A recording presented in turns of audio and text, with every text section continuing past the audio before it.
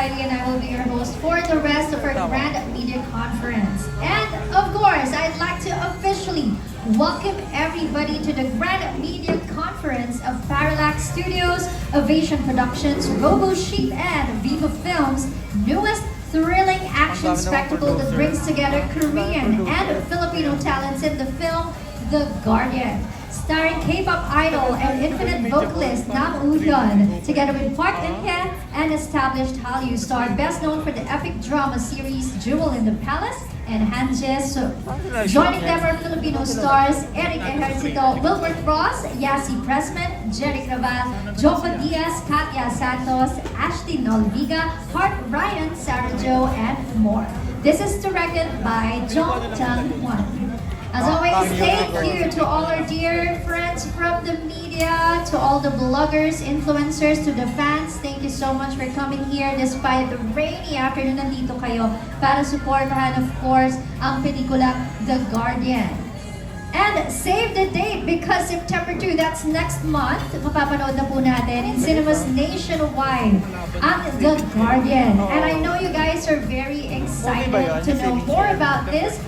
And I'm sure you are very ready. I'm sure you're all curious. Kaya naman, huwag na nating patagalin pa. Here's the official trailer na The Guardian. Excited na mapanood. Pero syempre, if you are excited, go ahead and spread the word and post it on your socials, your photos and videos of our event today. And please do use our official hashtag, The Guardian Movie. Once again, hashtag The Guardian Movie. And by the way, fun fact, this film, The Guardian, is shot entirely here in our country, the Philippines. So dinala po natin ang mga Korean actors dito at dito po sinut ang buong pelikula. Yan ang fun fact. And of course, it's a proud milestone for Filipino artists to collaborate with Korean actors as well. And I know you guys are excited and you know, you want to ask them questions.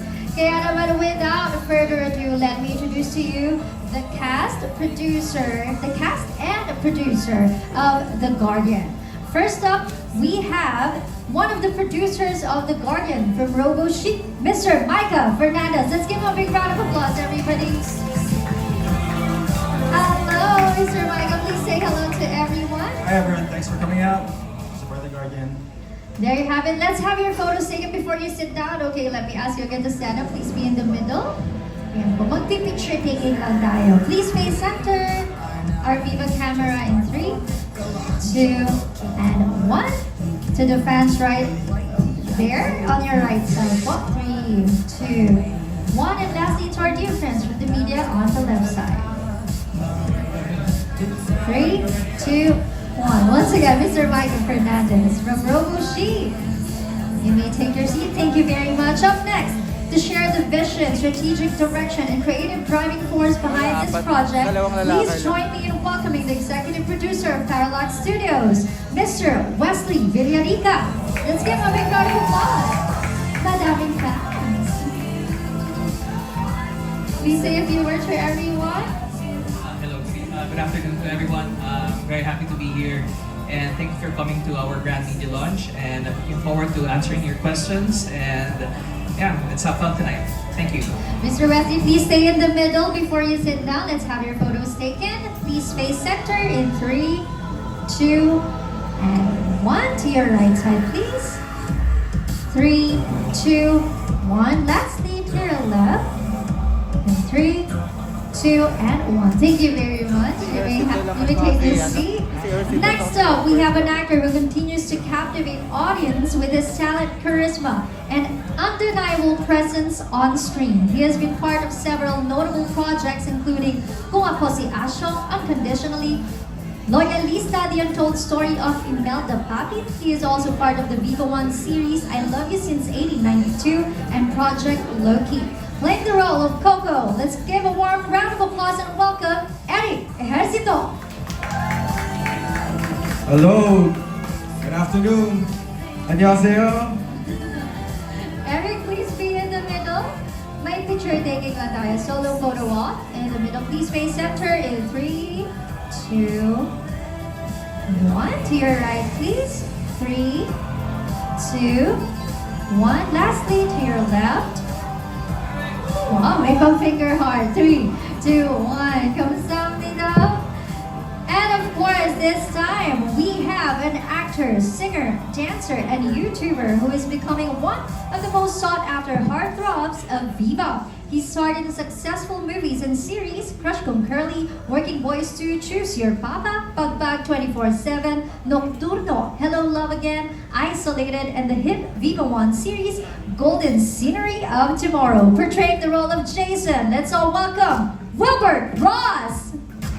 How about a hand for Wilbert, everybody? Hello po, magandang araw sa lahat. Very short naman talaga, Wilbert. Please stay in the middle. Maraming salamat po sa pagpunta. And for the longest time, 2 years na po namin last time na shoot to. Finally, papapakita din po namin yung Korean film namin and go. Sana magustuhan niyo po. There you have Go. it. Wilbert, please stay in the middle. May picture taking muna tayo before ka umupo. Okay, please face center. 3, 2, and 1. To your right, please. 3, 2, 1. Lastly, to your left. 3, 2, and 1. May I invite our producers and Eric to please join Wilbert for our group photo op. This will be the first photo op for the group. Later on, after the Q&A, we'll have one more photo op. Please face center. 3, 2, 1. To your right, please. 3, 2, 1. And lastly, to your left. There you have it. Thank you very much. And you may be seated. To our producers and our actors. And I know you guys are very excited to ask them questions, but here is a few reminders to our dear friends. Please refrain from asking insensitive, offensive, and personal questions. We will only entertain questions related to the film The Guardian. And as always, we will have badges to be on standby mode, so please wait for your turn. And by the way, I would like to greet all of those who are watching on Viva Films social media accounts. We're live, so hello everybody. Okay, moving forward to our Q&A. Are you guys ready? Yes, they are. So for our first batch, please do stand by Erwin Ogawa of Anong Ganap, Romel Gonzalez, The Showbiz Circle, and Hataw Ron Romulo, People's Balita, and Venancio of Police Files, Jojo Panaligan of Rider PH. Our first question will be coming from Erwin Ogawa of Anong Ganap. Hi guys, congratulations sa new project. Sa cast natin, Wilbert and Eric, hello. Hello. So, what was your reaction nung in-offer sa inyo itong Korean film na to? Yung naunang di ba? Sure. Actually, hindi siya in-offer. Like, we had to audition for it. Nag-send po, nag-send ako ng video. Yes. Nag-send siya ng short film. Mahaba-haba. Pero nag-audition tayo live. Pero nag-audition kami live, tapos nag-send kami ng mga videos. Tapos, ang role na in-audition ko, yung role niya first. Tapos, ayun siya yung nakuha doon. Tapos ako parang, last minute ata ako eh. Last minute ako na-add kasi hindi pwede yung, yung parang first. And then, bigla ako kasi first action ko. So parang, pinagandaan ko po talaga siya. Actually, we were talking about it earlier. Nag-switch kami ng challenges. Kasi usually he does comedy and I do action. So for this film, nag-switch kami. Ako yung mag-comedy and siya yung action. So challenge siya for us. And yeah, challenge accepted. So, how was it working with Korean actors and producers, production? Yeah. Ganun po yung nangyayari. Silence. Kasi hindi pa masyadong magkaintindihan mo kasi parang Daming translators. Oo, minsan yung translator wala. Pag wala yung translator, parang sign language. And sobrang, kasi sa action part po, grabe. Like, sobrang bilib na bilib ako dun sa action team, the Mongdol action.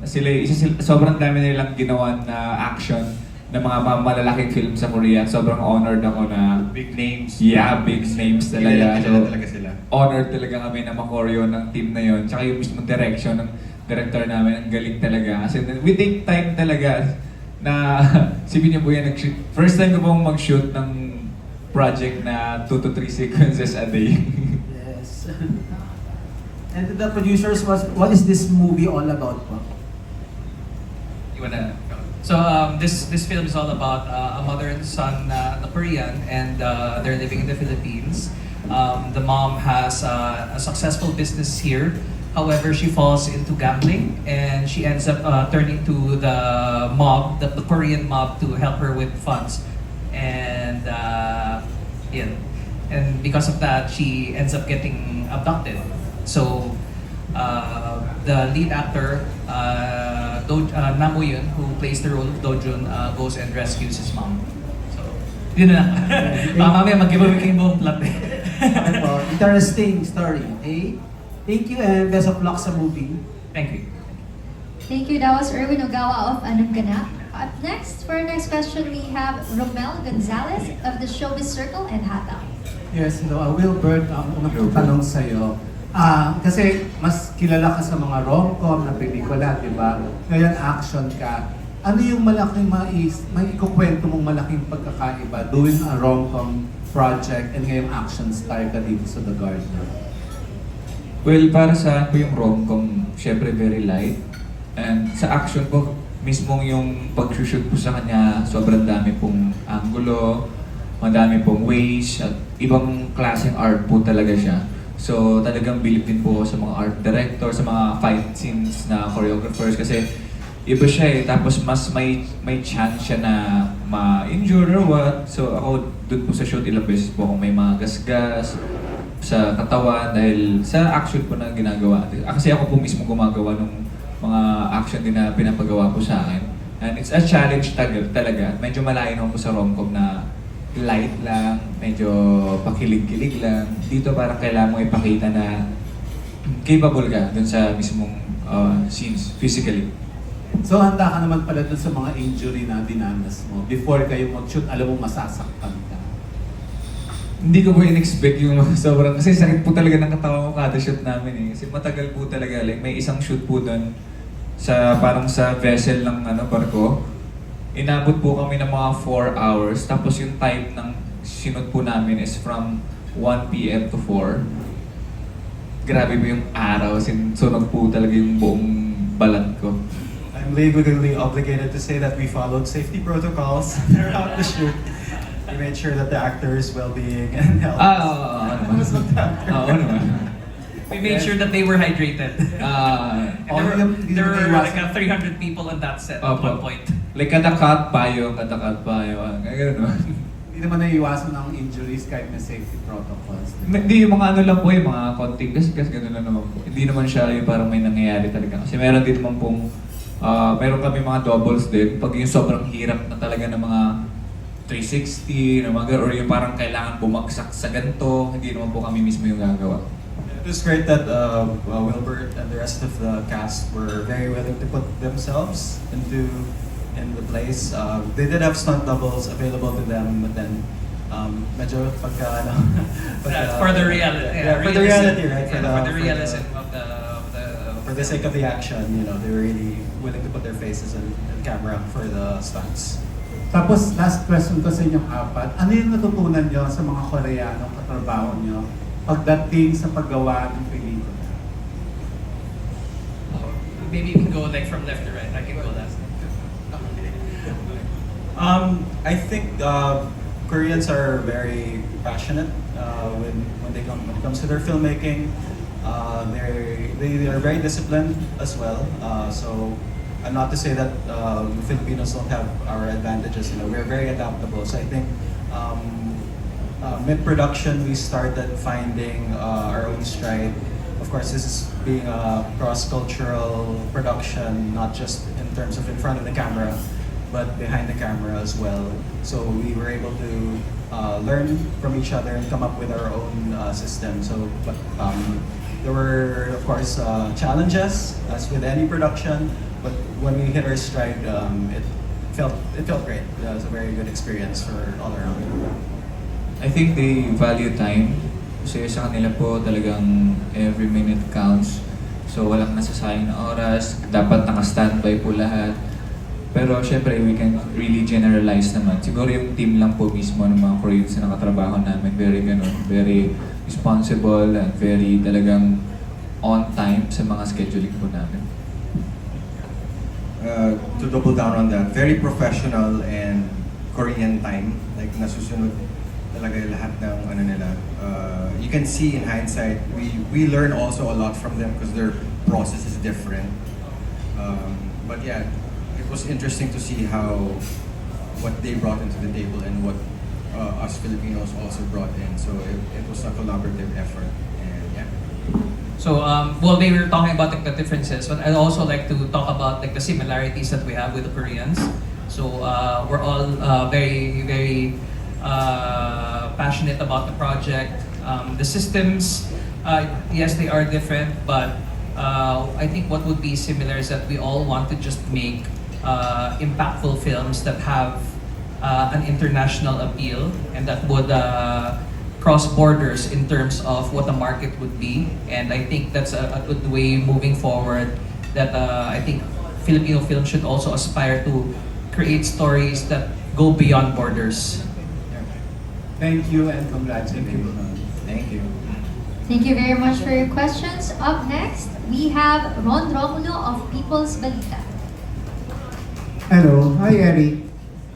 Hello. Hello. From P-pop music, series, tapos international movie na. So, ano yung experience mo sa ganyan? Saka, ano yung mga advices na binigyan ng father mo? He always had one advice, which is autograph your work with quality in whatever you do. So may it be music, film, or any art. He just wants me to give my best and most importantly, have fun with it. Yeah.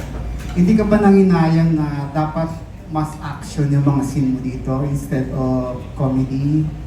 As I said earlier, I've done a few actions na rin. So this time, switch kami ni Wilbert. So it was a pretty interesting challenge. So para maiba naman, because I wanna showcase that I'm a versatile actor and in any task, I'm up for the challenge.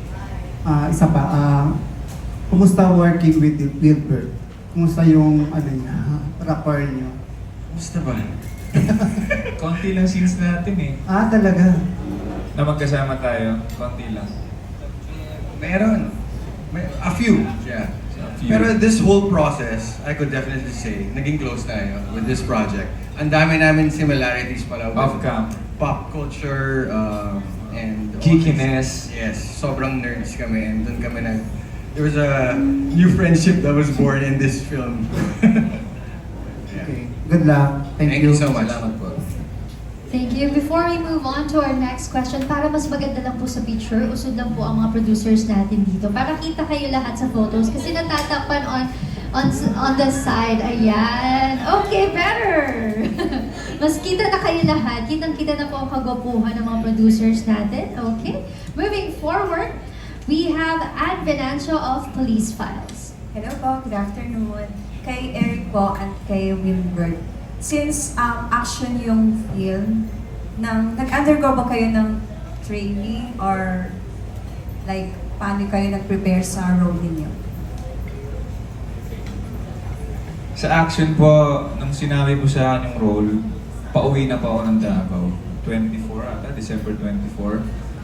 And then, wala na po, hindi na po ako nagbakasyon talaga. Pinuno ko na po yung schedule ko ng Christmas break ng puro training po dun sa Davao. Kasi yung shoot po namin is January 3. Ganun po ka-tight. So, binubook ko po yung sarili ko dun sa Davao para mag-training, para pagdating dun sa mismong set, hindi po ako magmukhang tanga. So, yun po. Kasi first ko po siya yan. And wala po ako masyadong training talaga or experience sa kahit anong martial arts. So, yun po. At feel ko naman po na tawid ko naman. Hindi naman halata dun sa... Ayun, halata na. Gawa ka ng sobrang galing. pro. Which you are naman. Sinipagan ko naman po. Ang ganda ng action sequence mo. Sa comedy. For me naman, the preparation I didn't have much action scenes. I had at the intro, pero hindi naman sobrang I needed to prepare for it. What I needed to prepare for was the entirety of the film. I'm organized when it comes to scheduling. Pero do you remember my script? He had a really crazy binder with all of his notes on every line, and we were going through it, and it was very Naka-highlight detailed. and naka-post-it, which day, ganyan. So, skinedule ko talaga. I prepared physically and mentally. Nag-gym pa rin naman, nag-workout. Just to, because it was gonna be a month full of straight shooting. So, para hindi mapagod. So, I had cardio and all. I talagang prepared for it. Sa producer po, buti po napili niyo po nasa Philippines pa rin siya i-shoot kahit po merong Yes. Yes. When we had our initial discussions with the Korean team, the director and the writer and the producers, we really wanted to have a feeling of what is it like to be in the streets of Manila, but let's not go for the poverty porn. Let's go for something that cultural, and we also wanted to show them that there are different other locations that they can shoot in sa Philippines. That's why we had the shipyard scene, we had like the city scene, then we had this really nice mansion that we shot at as the lair of the bad guy. So we wanted to give them what it would, the whole full Philippine experience of what it's like to be shooting here. That's why we made sure that none of the shots were going to be in studio. Everything is all going to be practical. Like even the lighting, we made it as much practical as we could, just so that it's going to be an authentic experience for the viewer to see na yung Pilipinas hindi lang yung mga nakikita natin sa documentary. Yeah. Thank you po. Thank you. Thank you. That was Anne Venancio of Police Files. Up next, we have Jojo Panaligan of Rider PH. Thank you. My question goes to Wilbert and Eric. Nagkaroon ba kayo ng chance to bond with the Korean actors? Hindi ba sila na nagkaroon ng culture shock, quote-unquote, sa Pilipinas? And how did you give them that world-famous Filipino welcome or hospitality? Maybe we can... Wilbert. Lumabas po kami na may parang sa break namin. Gumimik po kami. Yung una yung sa Metro tent ba yun? So lumabas po kami, tapos parang sinakatawa po kasi naging close kami, hindi kami magkaintindihan. Ganon lang. Nagkaintindihan naman konti. Ganon. Tapos nag-party din tayo, no? Nilabas natin sila Uyun doon. Nag-party. Hindi ko alam yan. Mga secret gimmick yan, ha? Then nag-BGC kami for a bit. We showed them, what BGC is like, syempre the main nightlife, ganyan. May mga tinanong ba sila about sa Pilipinas at Pilipino na ikinaaliw niyo? Or familiar na sila sa kultura? Siguro sa food, Sa when food you po. introduce our delicacies and our You home did? food. Yes. Try namin yung sisig when we went out. Those typical Filipino foods. Mababait po yung team na namin. Kaya, di ba, kahit after po ng shoot, nag-message yung mga stuntman na nakatrabaho namin Koreans, na ganun po. Thank you. To the producers, palalabas dito sa Korea? Ano ba? Yes, actually lumabas na po siya Tapos na? June 17. Tapos we've also already secured international distribution through Lionsgate Pictures. So this will be shown all over the world. Although not just the region. Not just Korea, yes. Wow, that's such a masyado malaking break, ano? Congratulations. Salamat. Hindi pa pala alam yan. Yes, we are going to be in Lionsgate. Okay. Congrats, guys. Ayun lang, ayun ko na nalaman yun. Yeah, by the way. Thank you. Thank you. Thank you. That was Jojo Panaligan of Rider PH. For our next batch, please do stand by Jude Nardo of Marites University, Miss Dali Ann Carvajal of Philstar, Bobby Ricantina of Pop News and News Central, Nas Tabares of Pelicula Mania, and Jomark Joman of World of Joms. Our next question will be coming from Jude Nardo of Marites University. Moving forward, we have Miss Dali Ann Carvajal of Philstar. For Wilbert, hi Wilbert, and Hi, Miss Dali. Eric. Hello. Nanonood ba kayo ng K-pop? Maiba lang. Pero Korean pa rin. Nanonood ba kayo? Familiar kayo? K-pop? Ay, yung K-drama. K-drama. Sorry. Yes. May napanood po ako. Oh. Meron ako mga Ako po action. heavily into K-pop and K-drama. Sige, so, kasi ito ang action naman. Kung bibigyan kayo ng chance to do a Pinoy version of a K-drama, anong K-drama pipiliin nyo? And sino gusto nyo makapareha na Korean actress? Alam mo na kung sasagutin. Han So-hee. Ah, Yeah. I would love to do a rom-com and a K-drama. which K-drama would you like to do a Pinoy version of? Business proposal.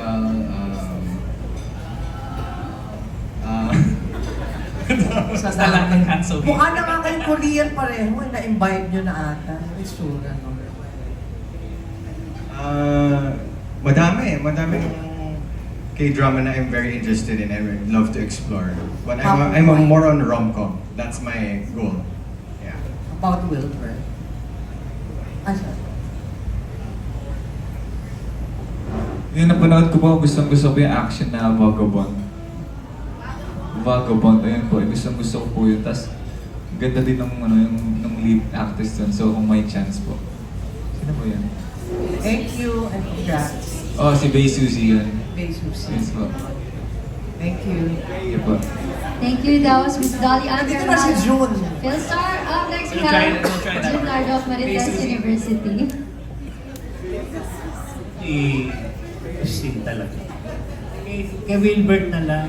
Wilbert, after doing this, na medyo matagal na pala, and then you did some rom-com, ano mas gusto mong gawin na ngayon? Ano po? Anong mas gusto ko po? Gawin, oo. Kasi matagal na itong sabi mo, di ba? Yes po. Iba po yung ano like, kung komportable po talaga ako sa comedy rom-com. Kasi nalalabas ko po yung, feel ko yun po yung best ako. Pero iba din po kasi pag gumagawa din ng thing na hindi mo usual na ginagawa. So, sige po, sa rom-com pa din po talaga. Rom-com na talaga. Rom-com pa din. Ano pipilitan ka rin sabi ni Dali, ha? Ano ba? Ano napipilitan ka rin sabi ni Dali? Ay, hindi po. Na-appreciate ko din po kasi first ko po siya. First action movie ko po siya. Tapos, actually, nag-training po ako ng ilang months sa boxing, kickboxing, in case mabigyan ng bagong action. Tapos hindi na po ako nabigyan. So, tumigil na din po ako sa training. Tumigil ka. Kaya doon ka na sa mas mabuti yun dahil marami kang fans, dumami, di ba? Yes, bro. Oh. Si Eric, bakit medyo natagalan niya ata bago ka na-expose ulit? Oo nga po eh. Oo, di ba? Naramdaman mo rin yun? I'm sorry? Naramdaman mo rin? Na, ang tagal yata bago ka na-expose. Yes, pero I Ulit. think it comes in perfect time na ngayon tuloy-tuloy naman. Ano I ba? just got off from 2 series, yung I Love You Since 1892, Project Loki. Okay. And what a way to, end the year, this quarter with The Guardian. Ngayon ka lang namin nakaharap kasi. So, More on ano- music po ako before, P-pop. Ah? More on music po ako before. Nag-P-pop solo artist po ako. Yes. Okay, sige, congratulations. Tapos, Thank you. Thank you. Thank you. That was June Nardo of Marites University. For our next question, we have Bobby Ricandina of Pop News and News Central. Hello, magandang hapon. Kay Wesley and Mike, were you able to meet yung expectations in terms of acting, yung general sort ng movie?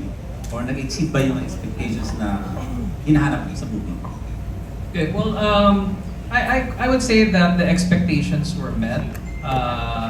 We were able to come up with a really good film in terms of action and what we were able to create with the Koreans in terms of partnerships. Because this is not going to be just the first. We're really looking at several Korean projects that we're going to be shooting here, which we can talk about later. So that's the main expectation on my end as an executive for the studio. Yeah, so we definitely have more projects coming in, like with Korean stars, maybe next year. I think production is really, for me, it was really an adventure. And as to what you would expect when something new happens, is you really don't know what will come, except that you'll be open to the opportunities. And so, yeah, the fruits of this movie aren't just the movie itself, but like partnerships with and co-productions with other countries. So I really feel like we're at this point in time where global situation of production is shifting, and the Philippines is really well positioned to capture a lot of that, and create more and more intellectual property coming out from the Philippines, to have more voices and more directors, more producers come out and really just create, and have their place in the global stage.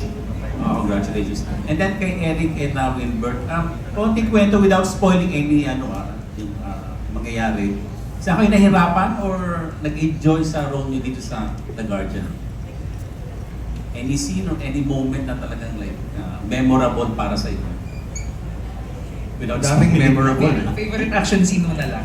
Yeah. Favorite action scene, yung sa kotse po, may parang kalaban po ako mga 6 o 8 atang tao, sabay-sabay po yun. So, ang angas ko po dun. Wow. Sobrang angas. As in. Kasi ang angas ko po dun. And then, You know what? I was just being myself this whole time. I remember when you asked me how much of Coco is me. I said, that's me. Just off-screen, the non-showbiz persona, just the wacky, comedic vibe. Yeah.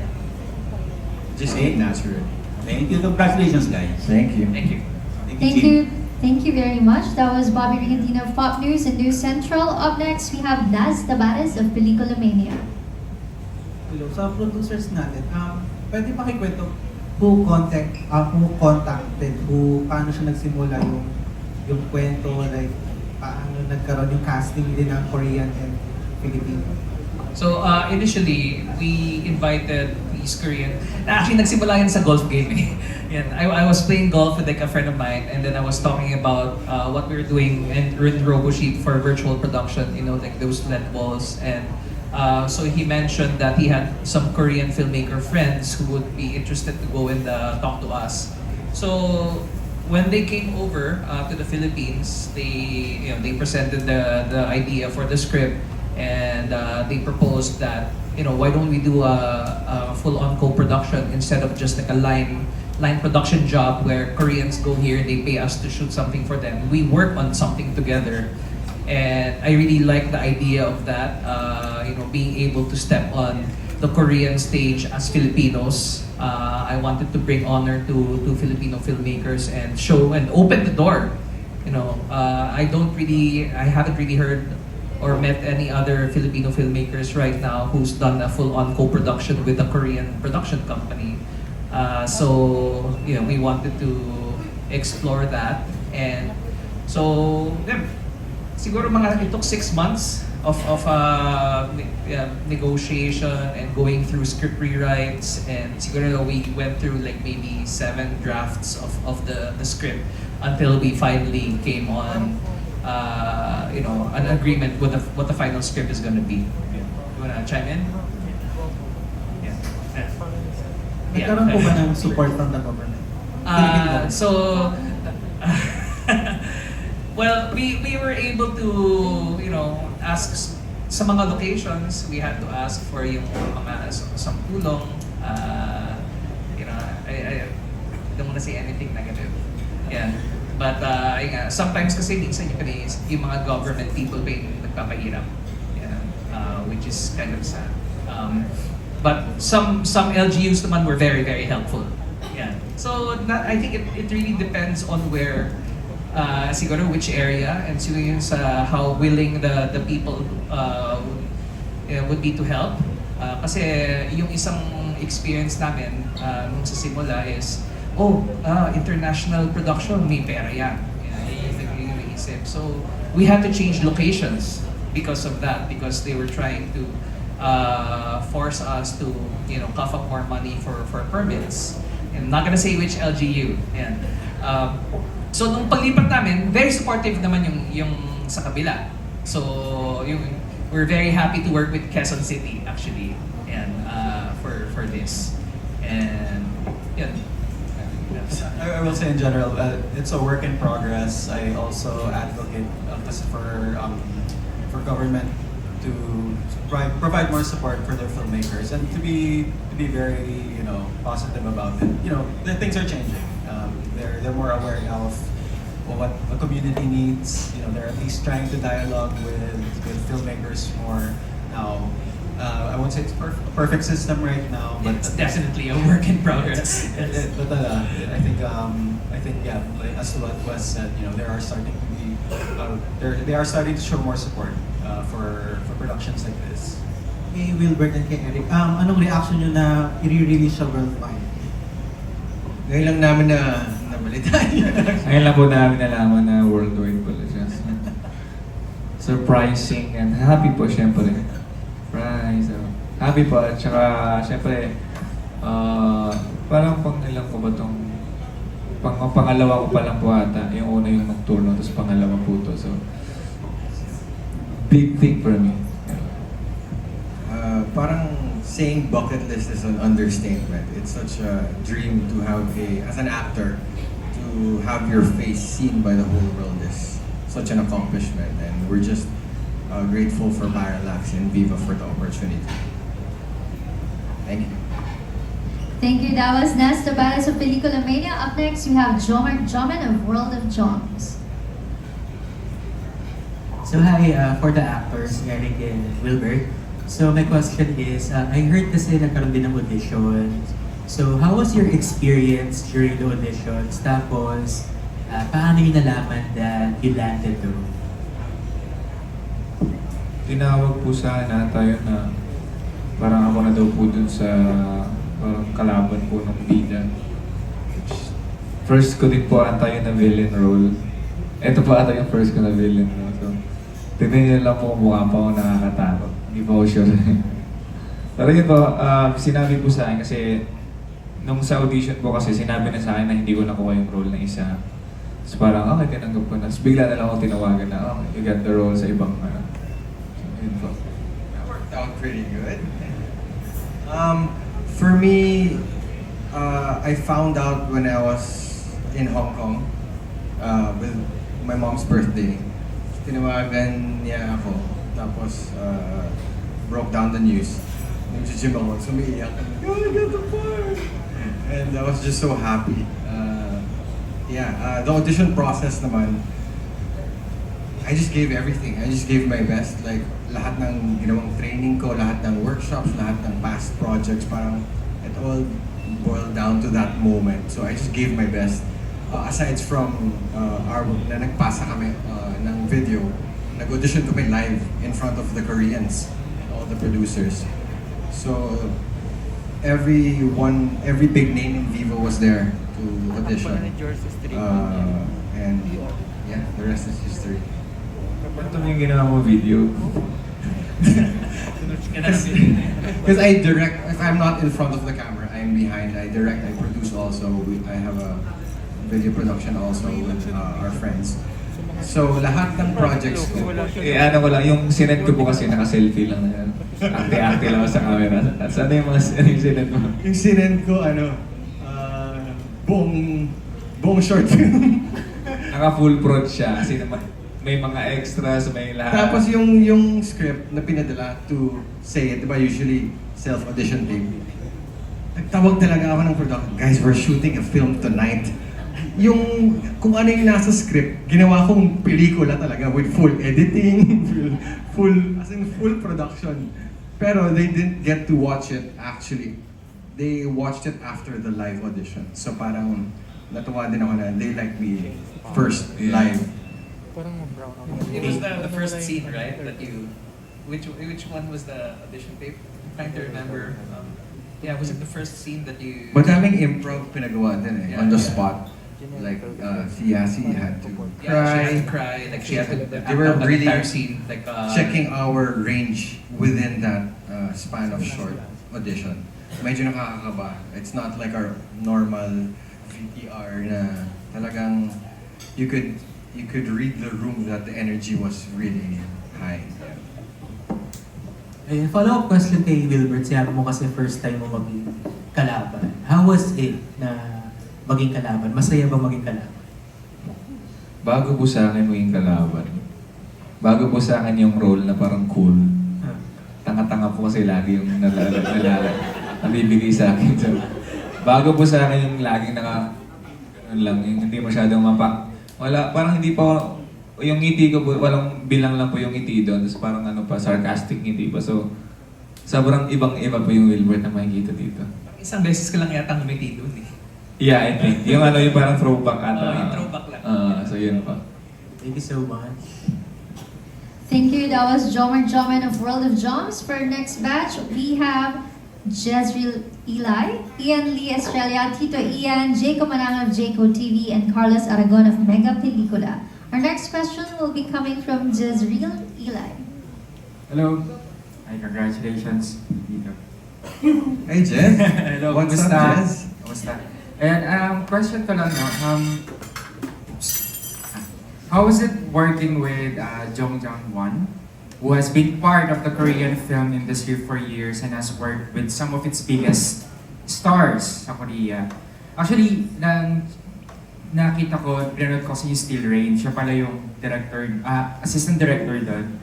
So, which is, na-enjoy ko siyang action thriller. So, what are some things you learned from him that you wish you could see applied more in Philippine cinema? He was, yun nga, medyo difficult at first, especially the first day. Medyo may language barrier talaga. But we had, I don't know, like a dozen. Like 10 translators? Yeah, a dozen. So medyo, hindi mo maiwasan na may lost in translation. But at the end of the day, we know who he is and his accomplishments. So we, as an actor, we want to try our best. So basta pag umuna na siya, good. We know we did our part. Good. Naintindihan ko na pag good, parang maganda yung nagawa. Ganun. So, okay naman po siya. At parang at first magtataka ka na bakit, okay na ba yun? Alam mo yun, parang okay na kaya yan, pero parang did I give my best? Okay na kaya yun sa akin. Yun pala sa, syempre tinitignan niya yung mga shots, ibig sabihin maganda na talaga yung nakuha. So, you need to trust him lang talaga. Yeah, and what I liked about him, he allowed us to be, to have improv lines and actions. He wanted to see what we would do as a character. So may aspect siyang ganun, which I appreciate. Sige. Follow-up ko lang, no? Based sa mga answer niyo, parang may mga nagulat kayo, ganito pala yung pag-work nila, yung etiquette nila sa pag-film. Like, ano pa yung pwede nyo ma-share sa amin na na-surprise kayo na, ganito pala yung ginagawa nila to, yung tawag dito, yung pagtakal nila sa gantong eksena, meron bang para tumatak sa isip niya na, ganito pala sila gumawa na ano? Ako na-push po ako dun sa, lalo sa action team, yung sa Mongdol Action. Kasi may mga times kasi na parang feel ko na di ko kaya. Pero like, pinapush, hindi, kaya mo yan. Parang may, pero Korean po magkakasabi yan. Hindi ba ganun? So, parang ganun po, kasi parang may ano po dun sa patang top ng car ata na parang kailangan sumipa ako. So, natakot ako kasi may barbor sa gilid. Malayo naman. Pero like, praning lang ako kasi first time ko. Pero sabi niya, hindi, you can do it. You're action, you're an action star, you can do it. Pero hindi mo ganun na.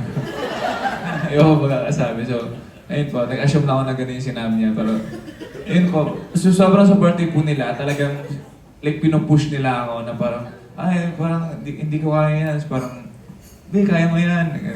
Pero hindi mo ganun talaga. Pero yun po. So, sobrang supportive po nila. Fun naman yung vibe, pero I didn't break character all throughout until the ending. Especially with Namon Yun, I wanted to be professional. Pero nung bandang huli medyo nagkaka-bloopers na onte. Pero syempre, at first you would want to impress them. So we really did our job and gave our best. Pero light naman, it wasn't stiff at all. Friendly naman everyone working with them. Yeah. Ang galing-galing. Thank you. Talagang nakita ko na they really believe na sa mga Filipino talents and congratulations sa inyo. Thank you. Thank you very much for your questions. Up next, we have Ian Lee Estrella, Tito Ian. Hi, congratulations sa new movie. Yung question ko lang is, nabanggit niyo na 2024, parang nag-start yung, shooting and production? Yeah. Production. Ano yung mga naging major challenges? Bakit it had to be pushed to this date? Yeah, actually, so the main challenge why it took so long to release is we're contractually bound to have the Koreans show the film first, and as you well know, the Korean film industry is like far larger than what we have now, and most of the screens were not available. So just booking the screens was very difficult. It took 2 years down the line for us to be able to secure that theatrical spot. And then in terms of the editing process, it took some time. Action films really do take a lot of time to shoot because of continuity, the angles, and then matching yung sa color grading. So a lot of the post-production issues were with regard to that. Actually, even just bringing the hard drives is like a bit of a challenge because we really had to go and bring the physical drives over there. You know, it was going to be too expensive to have everything all on the cloud. You know, so yeah, we had to really take the time to do that, and we would fly back and forth to Korea to have our discussions. But yeah, it came out naman na okay, and we had a pretty successful premiere in Korea. So it was worth the wait. Second question ko would be for everyone na lang. Since Korean films are, like you mentioned, parang mas advanced in a way when it comes to our films. Since this is an avenue para may makuhang magandang parang aspects from Korean film, ano yung sa tingin nyo pwedeng i-apply sa mga Filipino films na to make it better?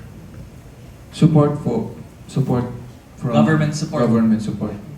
Kasi I think hindi naman po talaga I think pinaka-difference na po usually from Filipino films sa international films are the budget. Really the budget talaga. Kasi naniniwala naman po ako na pag binigyan po mo ng magandang budget yung mga Filipino filmmakers, talagang kaya nilang pantayin yung mga nagagawa ng mga internationals. Yeah, the Korean government gave some support for this with regard to not just bookings but also financial support. They really put in money on that side. So malaking bagay talaga able to get like really good actors to work with us. There's a lot.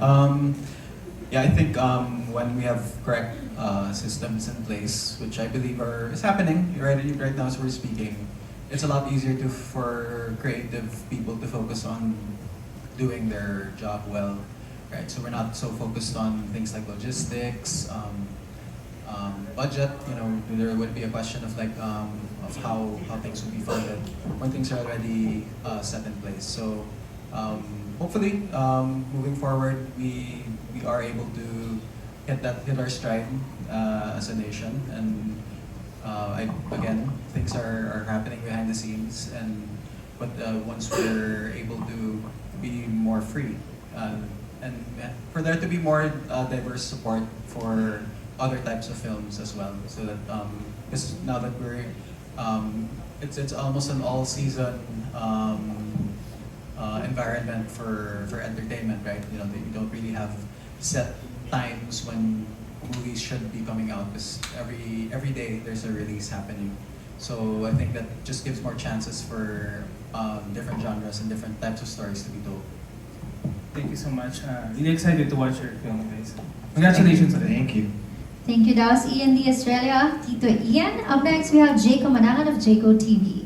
Hello guys, hi, I'm Jaco TV. Congratulations to the trailer and of course to the cast.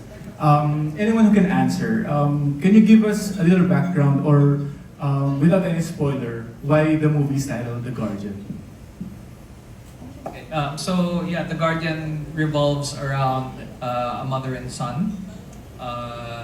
In which case you're always expecting the mother to be the guardian, but in this case, since the mother who is supposed to be the guardian becomes the victim, you know, the roles have been reversed, and we see the transformation of his character from becoming like a more of a lone wolf to actually becoming someone who fits the role of a guardian and protects the people around him and his friends and his family. So that's why it's called The Guardian.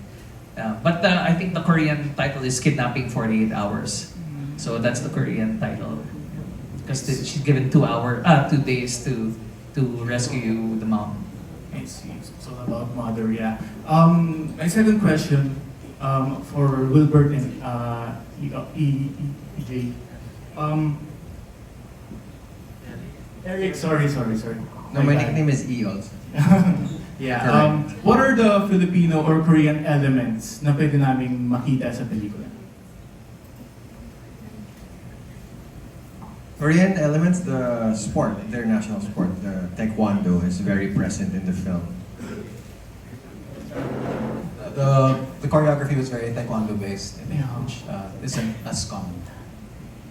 I think the humor is very Pinoy. May feel lang, kasi based sa trailer, parang Pinoy na Pinoy yung flavor ng ng rom-com. Ay, yung mismong comedy na style. So, yun po. We're looking forward to see that. Congratulations. Thank you. Thank you. Up next, we have Carlos Aragon of Mega Pelikula. Hello, congratulations. kasi pinag-usapan. Tanong ko lang po, dahil nga sinabi nyo na hindi i-highlight ng The Guardians, parang isa documentary na pang-international, yung poverty porn, yung parang nasa low class ng Philippines. Sa good side na, ano yung mga good side na ipapakita ng The Guardians about sa Philippines, especially yung mga gandang ipapakita nyo sa mga scene dito? We want to show the Koreans that we have an amazing crew. We have really good locations, like world-class locations that can compare with any other location abroad.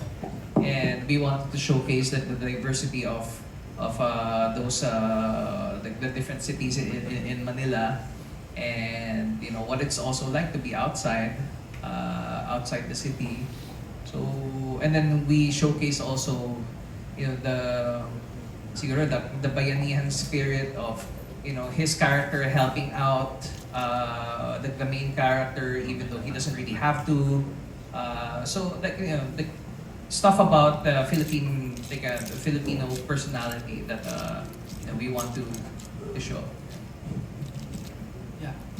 Ang ganda nga niya kasi ipapakita yung pagiging bayanihan and iba't ibang traits ng Pilipino and yung Pilipinas. Nasabi niyo rin na parang nagkaroon kayo ng problem about LGU and merong mga pahirap. Gusto ko lang matanong if ano pa yung mga naging pahirap sa inyo, especially na shooting kayo nito sa Pilipinas. The traffic situation is really a big factor in terms of production because we had to transfer to several locations in the city, and as everyone here knows, from point A to point B, it could already be like a 1-hour travel time. So we always have to keep on adjusting to that. And if we didn't have the traffic problem, I think we could have even shortened the number of shooting days that we'd have done, and thus saved a little bit more of the budget. For me, that's really the most difficult. Like the logistics of it was really the most difficult part. With regard to the language barrier, I mean, nowadays, we have all of these translation apps, and it was fortunate that we have very good translators who also doubled as department members, so they were also able to help out in production with regard to that. So that's really the main obstacle. It's really the logistics of it. And also equipment. Equipment wise, there's not the same number of equipment rental houses here as compared to Korea. So in terms of equipment rental rates, we actually partnered with Burns and Sawyer Hollywood to get equipment from there because it was going to be cheaper getting equipment from the United States rather than renting from here because of the specialized equipment that we needed for the shoot. And during that time, 2 years ago, it was also the writers and actors strike in America. So there were absolutely no jobs in California at that time. So we were able to get the equipment at a very, very good rate. So yeah. Alright, for my last question for actors and producers. Tuloy-tuloy na ba itong collaboration with Korea and Philippines? 100%. Ikaw, Wilbur. And Pagkukunin pa ako ulit ni Surprise. Audition ulit tayo. Audition mo kami ulit. Nag-aantay lang naman po kami mabigyan eh. Pero sana po tuloy-tuloy na din para tumawid na po doon kasi alam naman natin yung Filipino ngayon talagang fanatic talaga sa K-drama, So, ayun po. alright, thank you and congratulations. Thank you. That was Carlos Aragon of Mega Pelicula. And that concludes your Q&A. Thank you so much for all your questions. And before we move on, do we have anything upcoming for our producers and our actors aside from The Guardian? So yeah, just plugging in a couple of my projects. I'm also the director and producer of Nurse the Dead, which is on I1. So we just concluded the season. So please watch that. And then we also have 2 films coming up with Koreans. It's called Outsider and Fury. That's going to be in production hopefully by next year. And we also have an entry for the FAMAS short film competition with Eric actually. So that's and Claudine Barreto. So silang dalawa yung artista na sa short film namin. So hopefully mapanood nyo rin yan. I have a new upcoming music. I have one track back at P-pop. My first Tagalog track. So very excited. Meron po kaming basketball ngayong August 16. Ano naman po promote? Promote, di ba? Tama naman Bakit? Kasi basketball po sa Araneta po. Ayun po, so mga hindi pa po nakakuha ng ticket, madami po artista doon. So, manood po kayo ng basketball ngayong August 16 sa Araneta and then magsisimula na po. All-star game yun. All-star. Sinong teammates mo, bro? Mga Viva 1. Tapos kalaban natin mga Viva Records. next year, malay mo. So Viva 1 po yung, Viva Records po yung kalaban namin. Then, ayun po, PMAC din, mag-start na po kami mag-shoot. Hey! And last quarter. Congrats! Give it up for Wilbur. Last quarter po. And ayun po yung grand launch po ng superhero universe ko ngayong September 6 sa Super Manila Comic Con. Hey, let's go! Ayun din po. So, ayun. Kumuha ng toy na yan. Tama. Tapos Sunset Avenue po na brand. May mga shades po. Yan po. Bili po kayo ng shades. And then Strato, body spray. Yan po. Love You Lots din po. Showing na po ngayon. Ngayon po, episode 4 na po yung Love You Lots. So, nasa Viva 1 po. Subscribe niyo po sa Viva 1. Okay na po. Yes, Wes said we'll be hopefully entering pre-production for our next co-production in Korea called Fury this year. Also working on a fully animated 3D feature film. This one is going to be a French co-production. And then also I'm working on a slate of microdramas with fellow producer Paolo over there. And Gino, our second unit director for The Guardian. So, yeah, really, lots of things to look forward to. Shout out to the technical crew, those are the guys. Yeah, they made this happen. And I think that's it. May ihabol ka ba si Wilbert? Yes, go ahead. May Cebu Davao din po na concert. October 10 saka October 25 po. Written by Davao Cebu Leg po. Ticket selling po bukas nung sa concert po. Bukas na po mag-open. So, Congratulations to the upcoming projects of our producers and our actors. And this time, please invite everyone to watch your film, The Guardian, September 2. Go ahead. Inaanyayahan po namin kayo manood ng The Guardian, showing this September 2. It's been 2 years. Yes po. Worth the wait. Alam niyo naman, we worked really hard on this, and proves to show international films take a long time to create and produce. But yeah, it's worth the wait, guys. I'm excited till the end of the month. Yeah. So I'd like to invite everyone, please watch The Guardian, September 2, coming out in cinemas near you. And yeah, please watch our labor of love. And yeah, I think it's one of the first Korean co-productions, Filipino Korean co-productions ever. So yeah, help us do this again. Wilbert, Mr. Micah, any few words before we I think wrap we're up? gonna have the premiere on August 31. Yeah, August 31 is the premiere. Yeah, on in SM Mega Mall. So we'll have the Koreans coming over as well.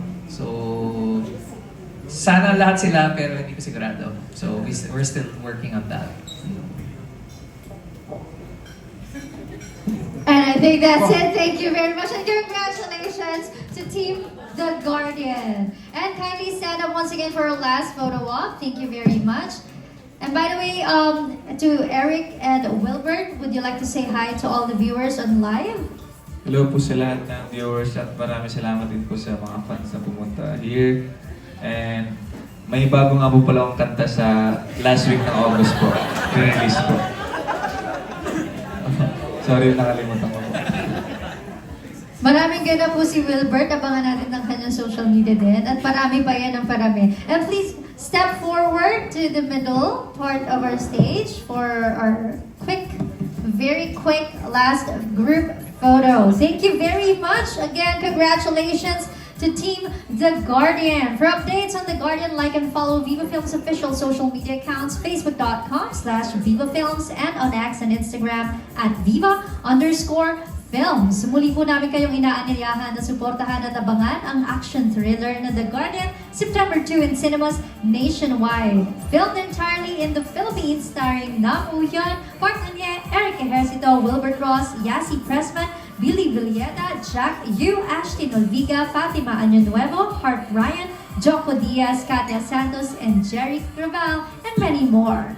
It's a really proud moment of a milestone of Filipino artists to collaborate with Korean actors in The Guardian. Once again, congratulations. Have a great day ahead, everyone. Thank you for coming here this afternoon. See you in cinemas September 2.